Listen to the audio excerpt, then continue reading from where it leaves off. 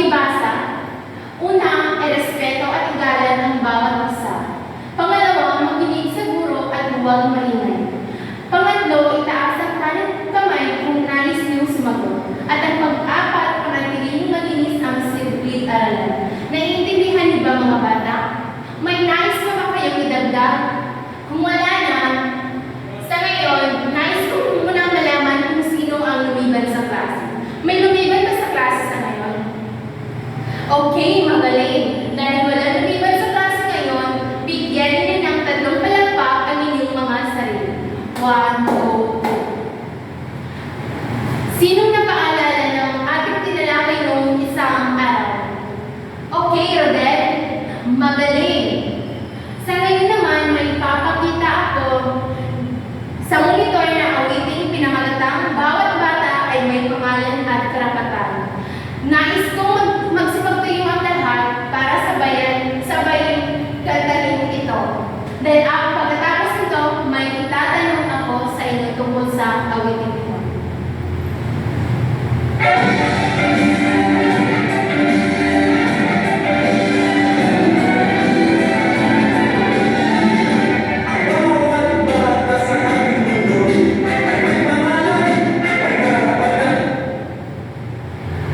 Okay.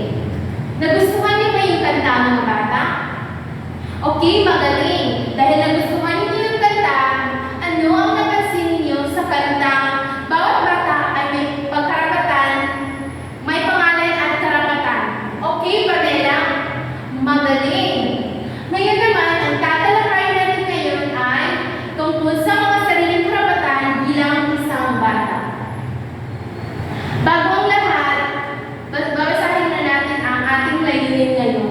Pagkatapos ng 45 minuto, ang mag-aaralan inasahang nakilala ang kahulugan ng karapatan, natutukoy ang mga sariling karapatan ng bata or rights of child at naipapahayag ang pagiging magalang sa mga karapatan ng bata na kanilang tinatamasa. Ano ba ang karapatan? Rodel, pakibasa. Ito ay tumutukoy sa mga bagay na tinatamasa sa bawat nilalang. Mga karapatan ng bawat batang Pilipino. Una, karapatan ng bata at magsilang at mabigyan ng pangalan. Ang bawat bata ay may karapatan magsilang at mabigyan ng sariling pamilya. Ang pangalawa, karapatan ng bata na magkaroon ng tahanan at pamilyang mag-aalaga sa kanila. Karapatan ng bata magkaroon ng sariling tahanan at magulang na mag-aalaga at magmamahal sa kanila.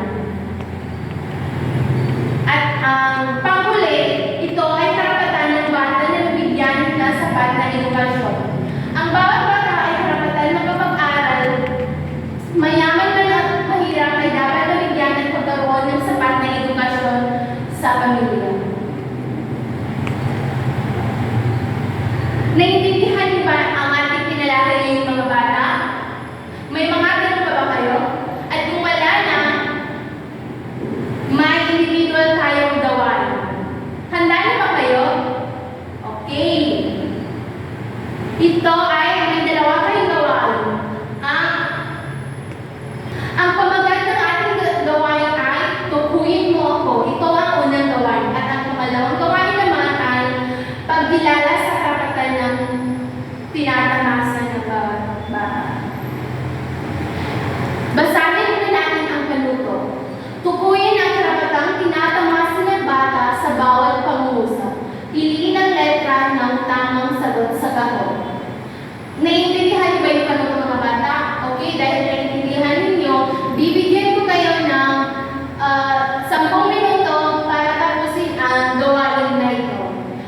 Isulat ninyo sa sagutang papel ang inyong mga sagot. Tapos na ba kayo? Okay, maaari na ipasa ang inyong mga gawain. Ngayon naman ay dadako tayo sa pangkatang gawain. Ipapagkat ko kayo sa 2 pangkat. Itong hanay na ito ay pangkat 1 at itong hanay naman na ito ay pangkat 2. Ito ang inyong gagawin. Hahatiin ang klase sa 2 pangkat at bawat isa ay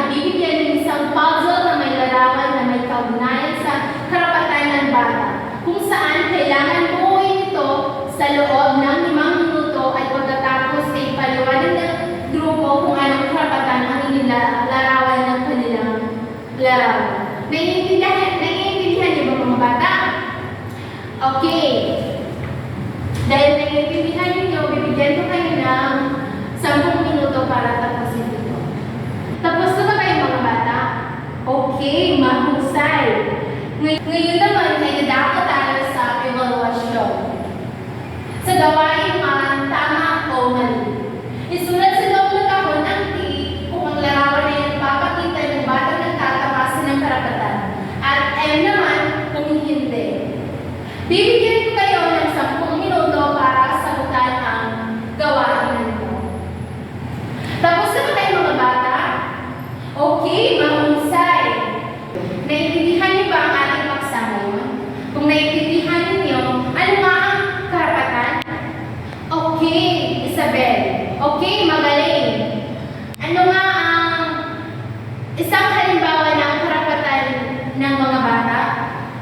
Okay, Pamela. Mahusay. Ngayon naman, talagang naiintindihan niyo ang ating paksa. Talagang naman tayo ngayon sa ating gawain. Sa gawain ito, tukuyin mo. Paano ito? Tukuyin ang karapatan na ipinapakita sa bawat larawan. Piliin ang letra ng inyong sagot sa kahon. Bibigyan ko kayo ng 10 minuto para tapusin ang gawain na ito. Tapos na ba kayo mga bata?